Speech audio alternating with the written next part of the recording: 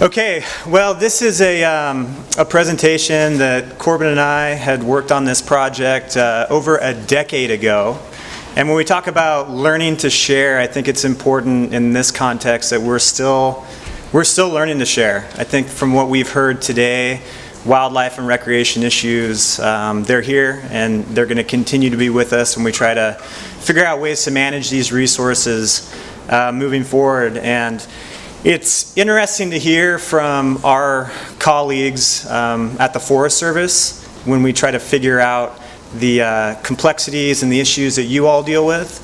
I feel like the BLM doesn't necessarily have the same suite of issues that you all at the Forest Service have. Just based on our legacy network of routes across the landscape here in Oregon and Washington, you all have inherited a vast network of recreation assets that have proven very challenging to manage.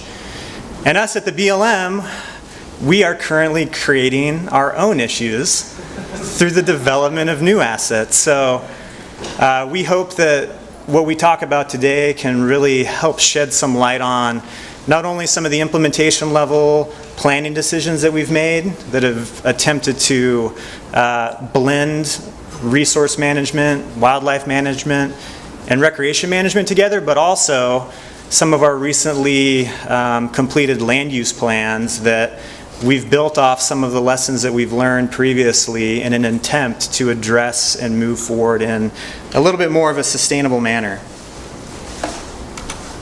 So just a little bit of project background and history on the Sandy Ridge project.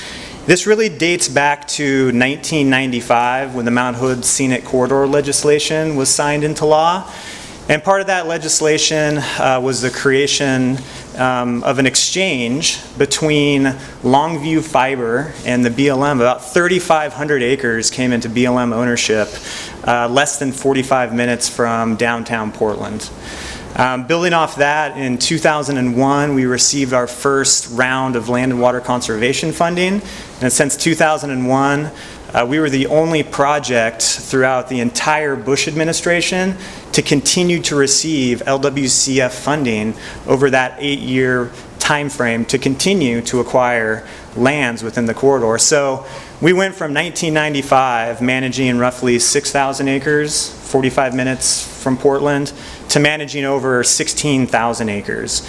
And so with that, it was time for the BLM to write an implementation level management plan to try to figure out what are we going to do with some of these acres that just came into our ownership that were primarily acquired in exchange for scenic protections and recreation access. So really in 2006, we kicked off a process that was a collaborative effort between the Mount Hood National Forest, the Department of State Lands, as well as several other nonprofit organizations to create what we call a Sandy River Basin vision document.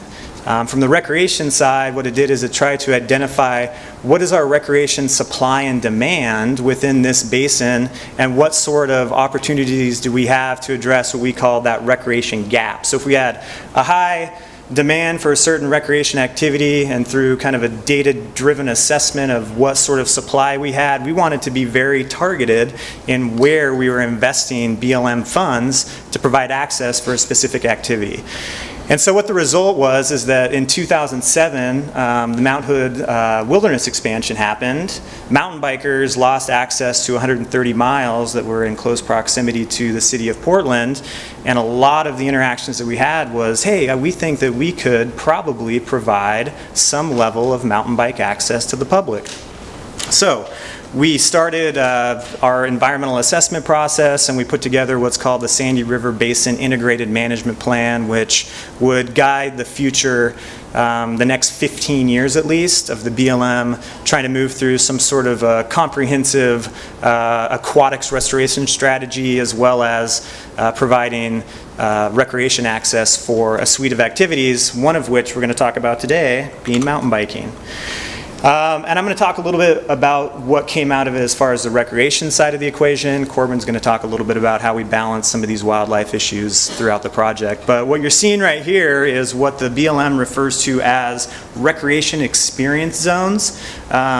This is an overlay of the trail-related decisions that were made in the plan. You can see some of these different zones correlate with what we call as recreation setting characteristics. The Forest Service calls them the recreation opportunity spectrum, but the concept is the same. It goes from primitive to urban, and each one of these zones is going to be able to provide a different protection level to what we call our recreation setting characteristics, and a different suite of allowable activities in order to achieve what we used to call those benefits. Eric talked about them a little bit earlier today, those social, personal, and community benefits that are derived from participating in that activity on the landscape. So you can kind of see here, Sandy Ridge, we go from a really developed zone in the bottom where you have amenities developed all the way up through what we call a front country zone, and then getting back into a back country zone. And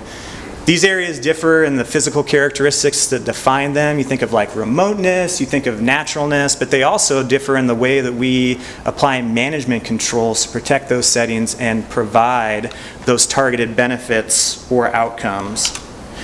Here's just a quick overview of when I talk about benefits-based management frameworks. We establish objectives, we identify the primary activities that we're going to provide within those areas, and then we have these outcomes that we establish as well as prescriptions for the 3 different setting characteristics that ultimately defined the recreation setting that we're trying to manage for.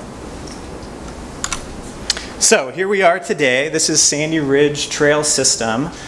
We have got 17 miles. I refer to this as a pedal-assisted bike park. Different levels of difficulty here denoted with kind of the standard ski area icons: difficult, intermediate, easy. You can see that the project area butts up against the Bull Run Watershed Management Unit. A couple of issues there that we constantly and consistently deal with. That is close to public access. I believe it's an 80,000 acre chunk of land. And then you've got Highway 26 running down here on the southern portion of the project area. Right here, we've got continuous access onto Mount Hood Forest Service land. So, and we've got private parcels scattered about down here on the southern area. I talk about Sandy Ridge in the terms of quality, not quantity, and visitor experience is maximized by the type of trail features that we design around and the sorts of experiences that we provide for the public. And so this is just an illustration from the BLM's new national guidelines for a quality trail experience. It talks about how do we develop a high quality mountain bike specific experience where that experience is either going to be opportunities for challenge or play or escape. You can think about modifying these different settings within somewhere along that recreation continuum to an appropriate level. So if you go back to the map I showed about experience zones, you could think about in some of those developed kind of more front country areas, the manipulation that the BLM would do to the trail tread would be highly sculpted, it would be highly enhanced, and it would be highly manipulated. But those sorts of trail planning, design, construction, and management techniques, those probably wouldn't be appropriate in a backcountry setting where we're trying to create a lighter footprint, where we may have issues with wildlife interactions and where we may not want to drive a high level of use because of some of those concerns. So all of that resulted into an issue. We were way too accurate with our prediction that there was low supply, high demand for this activity, and we designed and developed a trail system that, when I said it is 17 miles, it gets 96,000 riders on those 17 miles annually. Part of it is a function of the niche that the BLM plays within this basin. right? We're 45 minutes from Portland. You got to drive through this opportunity if you're a mountain biker before you get onto Forest Service lands. Low elevation, bottom of the system's at 1,000 feet. We're only climbing 1,500 feet of vertical. Tops out at 2,500 feet, year-round use. And then it's super fun, and it's super challenging, and it is really kind of geared towards every sort of user, from beginner to intermediate to advanced. So all that led to Corbin. Okay, thank you, Zach. That was a good background on where we are today with what we have, and I just kind of wanted to address this as kind of a case study. It might not be the best way to go, but it's the way we went, and there was definitely some lessons learned through the process. So starting back in 2008, like Zach was talking about, we did the NEPA analysis. In that regard, it was kind of effective because we took a basin-wide approach. So it was programmatic, and we were hoping to, do subsequent decision records for each trail segment that would come out. And part of that was, the focus on wildlife, at least, was really on the T&E, the Bureau-sensitive species, and kind of going through the checklist of whether it was a special status species, and at the time a survey and managed species. So really did a pretty good job of addressing affected environmental effects for those particular species. So the scoping was sent out to our cooperators and state agencies and other interested public. Okay, what are we doing? Use the down arrow on the keyboard. Oh, okay. Okay, so like I was saying, we looked at migratory birds. There was some interesting talus slopes in the area that we wanted to try to survey for. It was right on the periphery of the range of the Larch Mountain salamander. We didn't find them, but some of these, critters that were really exciting to me, at least, spotted owls, T&E species, bats. There was some cave and talus slopes, also Columbia's sideband, the snail, and then there was Cope's giant. We didn't find Cope's giant salamander, but we were hoping to up there. So it was kind of a neat opportunity for me to look at some neat species in looking addressing this project. However, elk. It's not a Bureau-sensitive species, and so I was struggling at looking at this. What we found in our management guide, or our RMP at the time, in 1995, for elk was close and rehab roads. I think earlier we had heard some discussion about road densities, and maybe not the greatest measure of effects. So it said close roads, avoid road construction, through watershed analysis, address vehicle use in the following area, and that was the Homestead Road. In 1995, we didn't do a great job with GIS and creating maps, so there was no map I could find, so this was a pretty ambiguous area. So keeping trails free of slash, and so that was really geared towards timber sales and those kind of things. Conduct forage seeding on 200 to 500 acres a year. So these were all things that were in our management plan for elk, and you can see there it doesn't have anything what to do for mountain bikes. So this was kind of uncharted territory for us.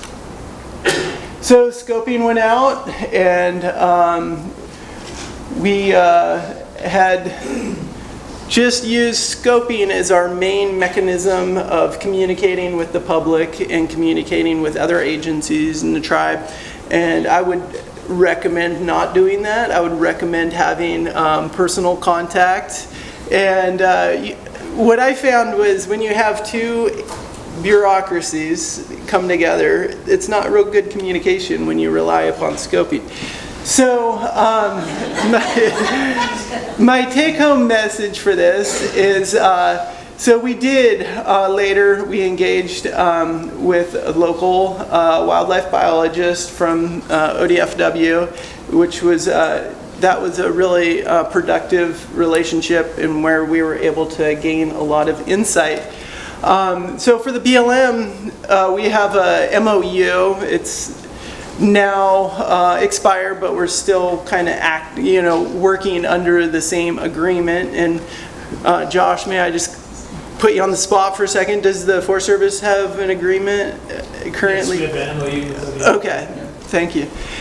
So more than just the BLM, I guess the Forest Service as well. So part of this MOU was to promote collaborative approach in managing for a variety of recreation and wildlife opportunities. So that really kind of hit home that we need to engage the other stakeholders, including ODFW. So as well, in 2008, we had an executive order come out. And so this is just kind of laying the groundwork for why elk matter in this particular case. Again, like I said, they weren't a TNA species, they weren't a Bureau-sensitive species, so we have this MOU from the state as well as the executive order. It was fairly lofty language about cooperating with the state agencies, and so I will just leave it at that. So ODFW and biologists there were helped us really to identify some issues. And as Zach said, one of the reasons why Sandy Ridge was so popular was the proximity. Let's see.